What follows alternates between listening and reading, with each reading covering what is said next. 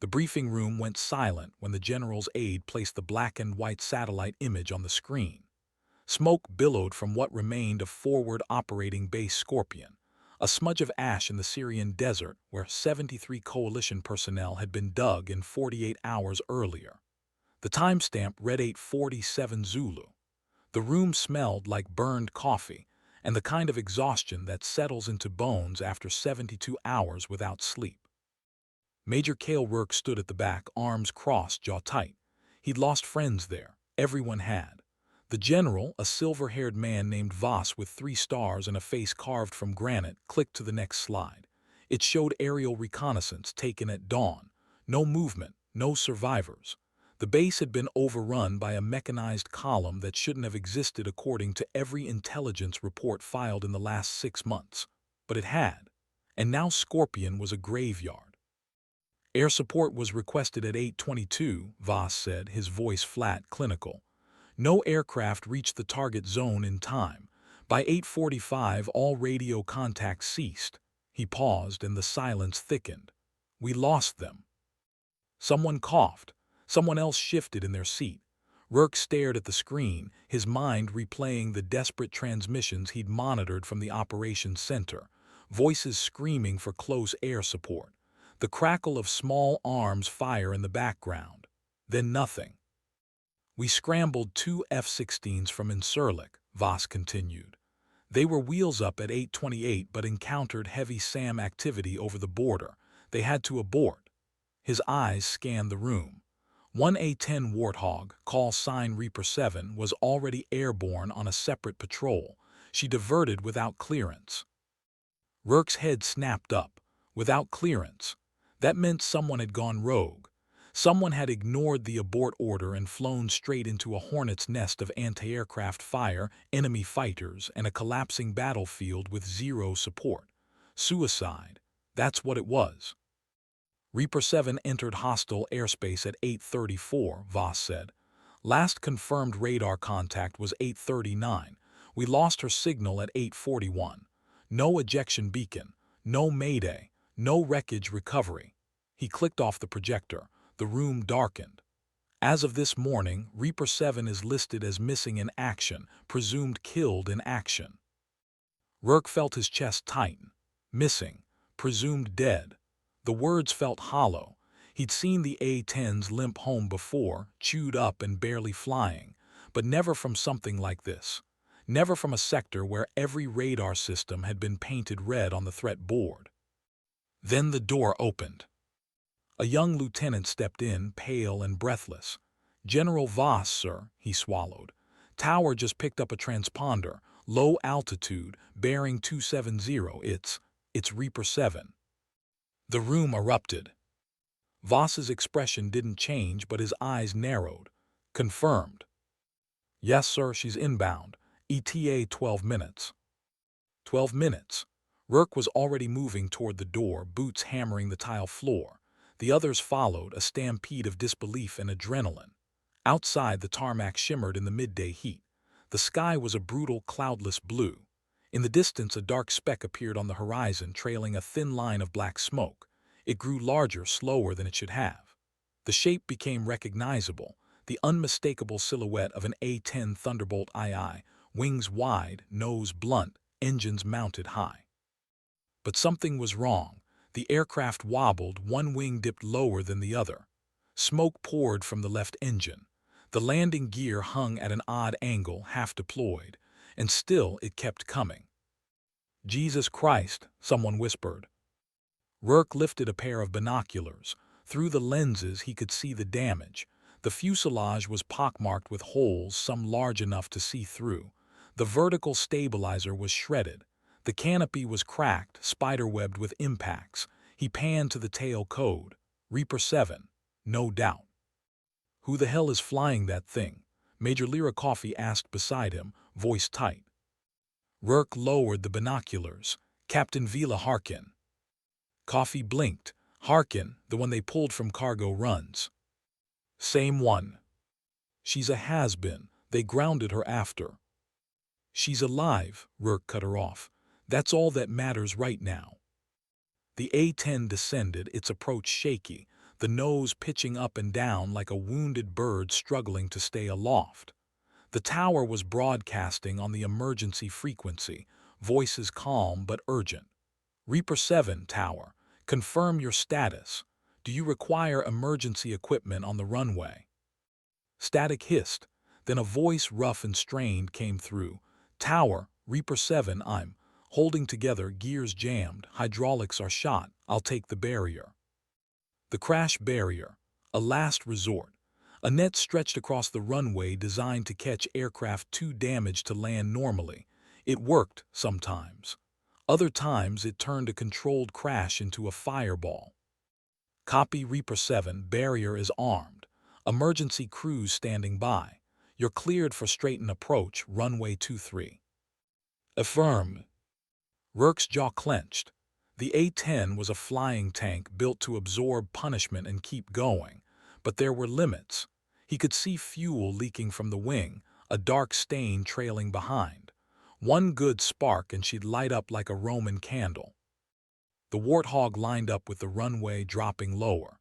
The engines whined, struggling. The nose dipped. For a moment it looked like she might not make it. Then the wheels kissed the asphalt hard and the aircraft bounced, slewed sideways. The left main gear collapsed. Sparks exploded as the wing scraped pavement. The plane careened toward the barrier and then impact. The net caught the nose, yanking the A-10 to a violent stop. Metal screamed. The fuselage shuddered. The engine spooled down. Silence. Then the canopy popped open. Smoke billowed out. A figure emerged, moving slowly, methodically. She unstrapped, climbed down onto the wing, and dropped to the tarmac. Her flight suit was torn, stained with blood and hydraulic fluid. Her helmet was scorched. She stood there, swaying slightly, and looked at the crowd of personnel sprinting toward her. Her face was pale, streaked with sweat and soot. But her eyes burned. Rourke reached her first. Harkin. She held up a hand. Scorpion, she said, voice hoarse. I got there. You what? I got there, 23 survivors. I marked their position. Fast movers can extract them if they move now. Rourke stared. 23. The general had said no one made it. How, he asked. Harkin swayed again and he caught her elbow. She didn't pull away. I flew low, real low, under their radar. Found the survivors in a drainage culvert a click south of the base. I couldn't land, but I held off the armor long enough for them to dig in deeper. Then I ran out of ammo and got the hell out. Someone behind Rourke swore softly. Another voice said, she went into that alone. Harkin's gaze shifted past Rourke, landing on General Voss, who had just arrived, his face unreadable. She straightened despite the obvious pain. Sir, I violated your abort order. Court-martial me if you want. But those people are still breathing because someone showed up. Voss studied her for a long moment. Then he nodded once. Get her to medical and get those coordinates to search and rescue. Now. The medics moved in, but Harkin waved them off. I can walk. No, you can't, Rourke said. You're bleeding. She looked down at her leg, seemed to notice the blood for the first time, and frowned. Huh. Then her knees buckled, and Rourke caught her before she hit the ground. The story of Captain Vila Harkin didn't start in the skis over Syria. It started 6 years earlier, in a desert halfway around the world, where the only thing hotter than the sun was the temper of a flight instructor who just watched a rookie pilot nail a landing so smooth it looked like the aircraft had kissed the runway. Her name had been Lieutenant Harkin then, fresh out of flight school, hungry to prove herself in a world that still looked at female pilots and saw a headline instead of a warrior. She'd flown transports first, C-130s, the workhorses of the sky, hauling cargo, ferrying troops, and swallowing the bitterness of being the best pilot in her squadron while watching men with half her skill get tapped for fighter programs. Her call sign, Reaper, hadn't come from some dramatic dogfight or a moment of cinematic heroism. It had come from a joke, a bad one.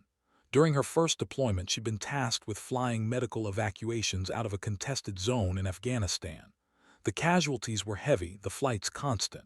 She never lost a patient in transit, but the nickname stuck anyway, Reaper, because she was always around when people were dying. She hated it at first. Then she decided to own it. The A-10 program had been a fluke. A shortage of pilots, a desperate need for close air support, and a personnel officer who didn't care about optics or politics, just bodies in cockpits. Harkin had jumped at the chance. The Warthog wasn't glamorous. It was slow, ugly, and built around a 30mm rotary cannon that could shred tanks. It didn't do Mach speeds or vertical climbs. It flew low, took hits, and kept flying. It was perfect. For 3 years she'd been one of the best. Her squadron commander had written her up for commendations twice. She'd logged over 800 combat hours, more than most pilots saw in a career. And then came the incident that ended it all. A mission over Yemen. Intelligence had been bad. The target grid was wrong. She'd fired on what she thought was an enemy convoy. It wasn't. 12 civilians died. The investigation cleared her. Command had signed off on the strike, but the optics were a disaster. The media ran with it. Female pilot. Civilian casualties. The narrative wrote itself. She was quietly reassigned to cargo runs and told to keep her head down. She'd spent 2 years flying supplies, watching her skills rust, her confidence erode.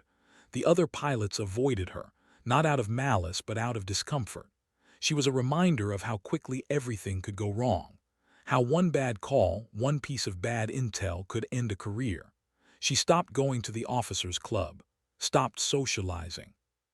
She flew her routes, filed her reports, and tried not to think about the sound of the GAU-8 spooling up, the way the whole aircraft shuddered when the cannon fired, the pure, primal thrill of being exactly where she was supposed to be. Then came the morning Scorpion called for help. She'd been flying a resupply run alone, bored out of her mind. The radio chatter had been routine, weather updates, position reports, the usual static hum of military communication. Then the emergency frequency lit up, screaming, gunfire. A voice she didn't recognize begging for air support. She'd listened to the F-16s abort, listened to the tower order all aircraft to hold position, and she'd made a choice. She'd banked hard, pushed the throttle forward, and turned toward the sound of people dying. No one had told her to. No one had cleared it. She'd simply decided that 2 years of flying boxes wasn't going to be the end of her story. The flight into Scorpion had been the longest 30 minutes of her life. She'd flown nap of the earth, hugging the terrain so low that her altimeter screamed warnings. The desert blurred beneath her, a smear of tan and shadow. Her radar warning receiver lit up like a Christmas tree, surface-to-air missiles locking on, tracking her, trying to predict where she'd be.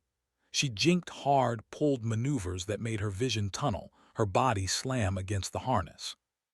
Flares spat from the dispensers, white-hot decoys spiraling away. The SAMs missed, barely. When she reached Scorpion, the base was gone, just fire and smoke and the twisted wreckage of vehicles. But her eyes caught movement, figures running, diving into a culvert south of the main compound. She counted heads. 23. They were pinned down by a column of enemy armor rolling in from the east, T-72 tanks and BTR infantry carriers. No air support. No hope. Harkin had armed her Mavericks, locked onto the lead tank, and fired. The missile streaked down, impacted, and the T-72 exploded in a blossom of orange flame. The column stopped, confused. She fired again. Another hit. The enemy scattered, trying to figure out where the attack was coming from. She dove lower, lined up her cannon, and opened fire. The GAU-8 roared, spitting 70 rounds per second. The sound was apocalyptic. The impacts walked across the desert like the footsteps of a giant, tearing through armor, shredding vehicles. She made 3 passes. By the third, she was out of ammo and the enemy had figured out where she was. Tracers arced up, stitching across her wings. She felt the impacts, heard the alarms. The left engine took a hit, coughed, and started losing power. The hydraulic system failed. The stick went heavy. She pulled up, climbing as fast as the crippled Warthog could manage, and turned for home. The flight back had been a nightmare. Every mile the aircraft fell apart a little more. The fuel leak worsened. The avionics flickered. The controls barely responded. She'd talked to the plane like it was alive, coaxing it, begging it to hold together just a little longer. And somehow, impossibly, it had. Now, lying in the medical tent with an IV in her arm and a doctor stitching up the shrapnel wound in her thigh, Harkin stared at the canvas ceiling and tried to process what had happened.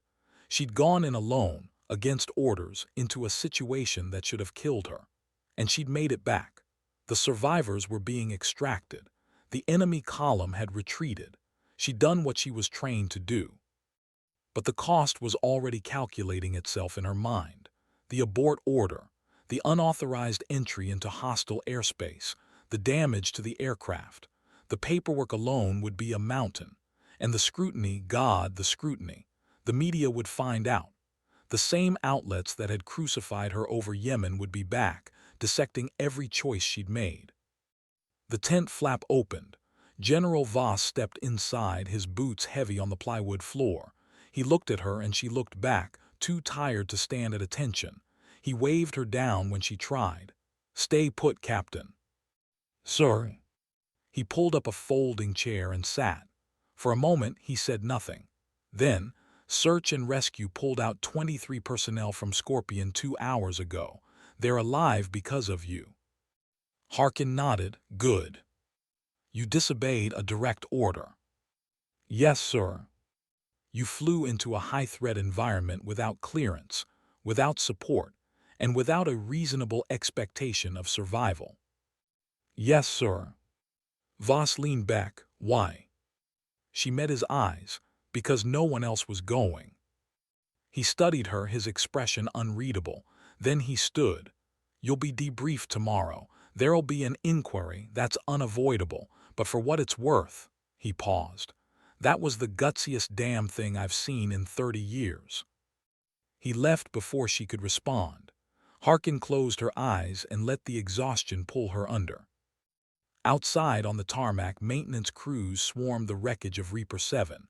They counted over 200 impact holes. The left engine was totaled. The wing spars were cracked. The hydraulic lines were shredded. One crew chief, a grizzled master sergeant named Paul, stood with his hands on his hips and shook his head. This thing should have come apart in the air. His assistant, a young airman, nodded.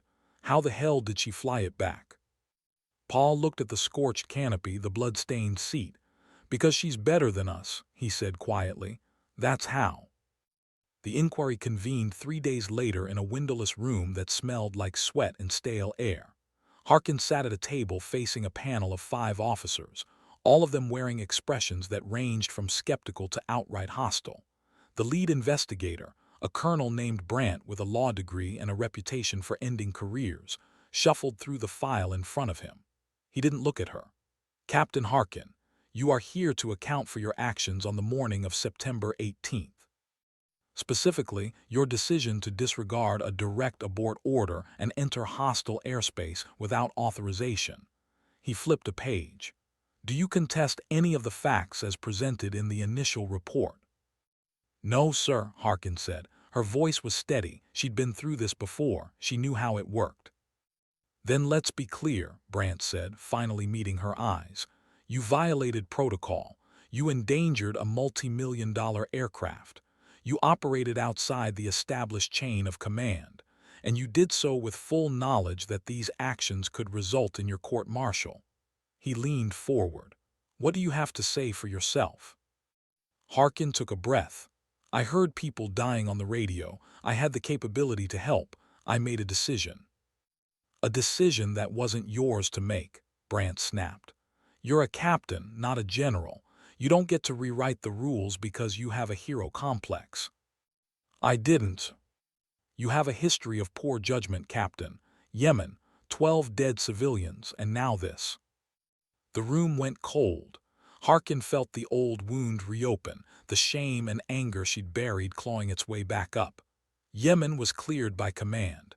The intel was wrong. I was exonerated. "You were reassigned," Brandt corrected. "There's a difference." "Sir, with respect." "I'm not interested in respect," Brandt said. "I'm interested in accountability. You seem to think the rules don't apply to you, that your judgment supersedes orders. That's not how this works." Harkin's jaw tightened. She could feel the other officers watching, judging. One of them, a lieutenant colonel named Rise, spoke up. "Colonel Brandt, I've reviewed the tactical data. Captain Harkin's intervention likely saved 23 lives. The enemy column was minutes from overrunning the survivors' position. Without her actions, they'd be dead." Brandt waved a hand dismissively. "The ends don't justify the means, Colonel. If every pilot decided to ignore orders based on their personal assessment of the situation, we'd have chaos." "But she was right," Rise pressed. "The survivors are alive. Doesn't that count for something?" "It counts for her being lucky," Brandt said. "Luck isn't a strategy." The room fell silent.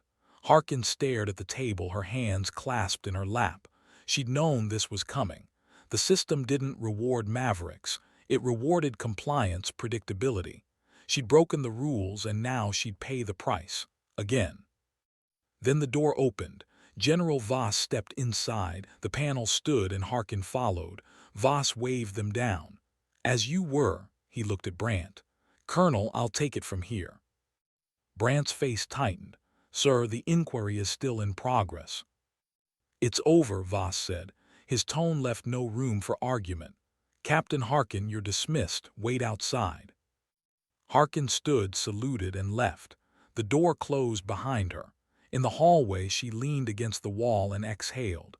Her hands were shaking. She clenched them into fists, willing them to stop. Inside the room, Voss addressed the panel. "Gentlemen, I understand your concerns. Protocol exists for a reason. But let's not pretend this is a simple case of insubordination. Captain Harkin made a split-second decision in a fluid combat situation. She assessed the risk, executed a mission, and brought 23 people home. That's not luck. That's skill." He paused. "And it's exactly the kind of judgment we need in our pilots." Brandt opened his mouth to argue, but Voss cut him off. "I'm not asking for your approval, Colonel. I'm telling you how this ends. Captain Harkin will receive a formal reprimand for violating the abort order.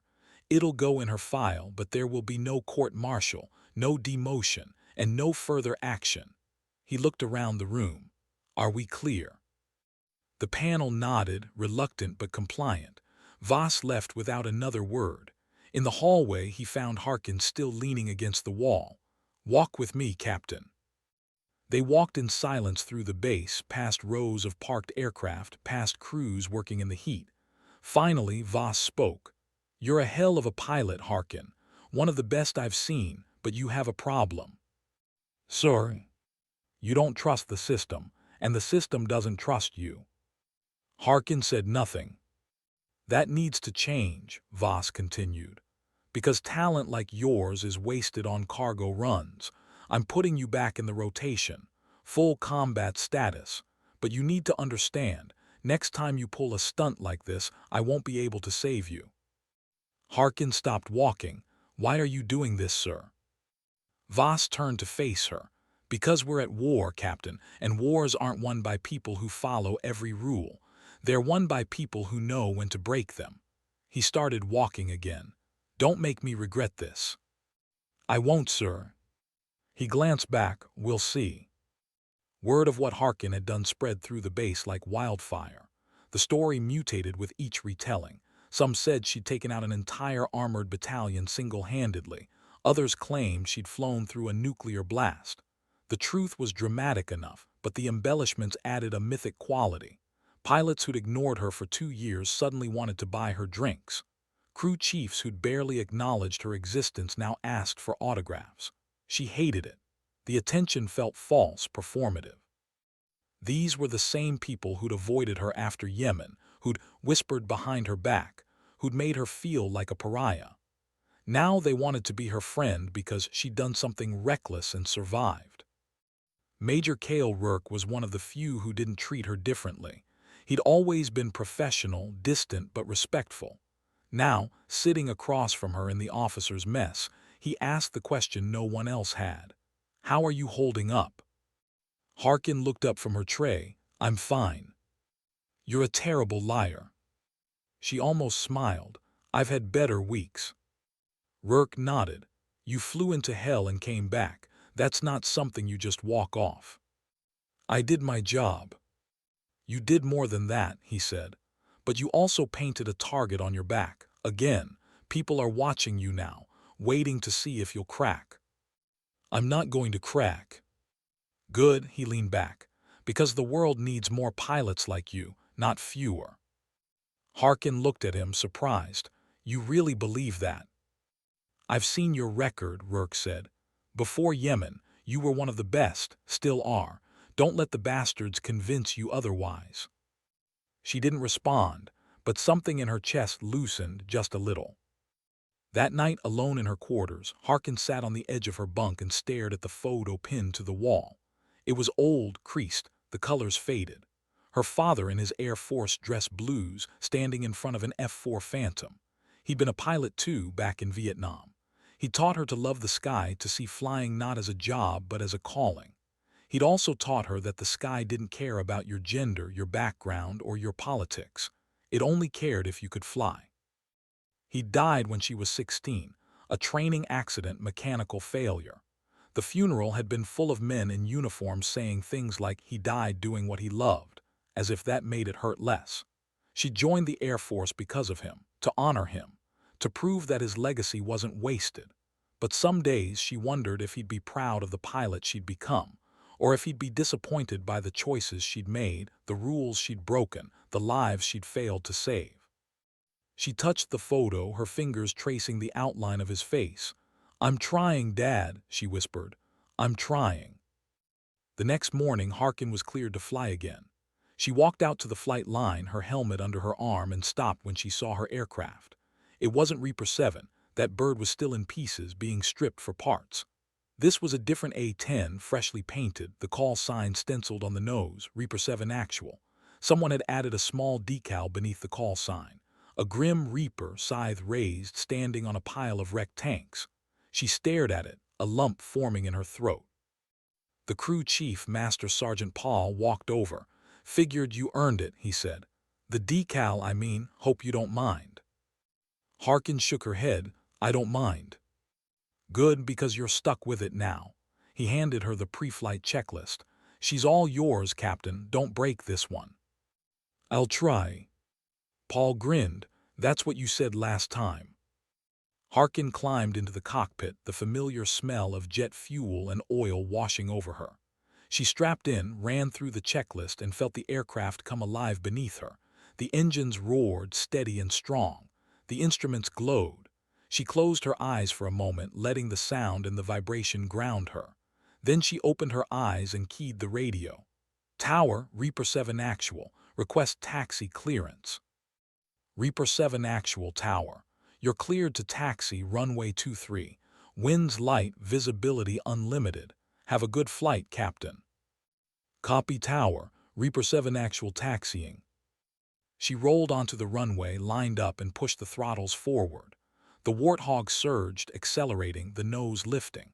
The wheels left the ground and she climbed into the blue, leaving the base behind. Up here, above the desert, above the noise and the politics and the judgment, she was free.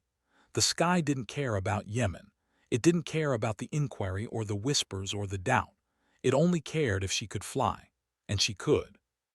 She leveled off at 10,000 feet, the horizon stretching endlessly in all directions. The radio was quiet. No emergencies, no crises, just her and the sky. She thought about the survivors at Scorpion, wondered if they knew who'd saved them, wondered if it mattered. She thought about her father, about the photo on her wall, about the legacy she was still trying to build. And she thought about the words Major Rourke had said. The world needs more pilots like you. Maybe he was right. Maybe she wasn't broken. Maybe she was just scarred. And scars, she'd learned, were proof that you'd survived. She banked left, the sun glinting off her wings, and headed toward the horizon. The weeks that followed were a blur of missions. Harkin flew patrol routes, close air support sorties, reconnaissance runs. She rebuilt her reputation one flight at a time, proving that Scorpion hadn't been a fluke. The other pilots began to see her differently. Not as the pilot who'd screwed up in Yemen, but as the one who'd flown into hell and dragged 23 people out. The respect was grudging at first, tentative. But it grew. Slowly, steadily, it grew. One afternoon, after a particularly grueling mission, she found a note tucked into her locker. It was handwritten, the script shaky but legible. "You saved my life at Scorpion. Thank you, Corporal J. Mendes." She stared at the note, her throat tight. She didn't know who Mendes was, didn't remember seeing him in that culvert, but he'd been there. And now he was alive. She folded the note carefully and slipped it into her flight suit pocket. She carried it with her on every mission after that. A reminder, a talisman. The war dragged on. The missions blurred together, but Harkin kept flying, she kept showing up. And slowly the mockery turned to respect. The doubt turned to admiration. She became known not just for Scorpion, but for her skill, her precision, her refusal to quit. Pilots sought her out for advice. Crew chiefs requested to work on her aircraft. Even the brass, the ones who'd been ready to end her career, began to nod in approval when her name came up. She never forgot Yemen. The weight of those 12 lives never left her, but she learned to carry it, to let it shape her without breaking her. She flew every mission like it mattered, because it did. And in the end, that's what made her a legend.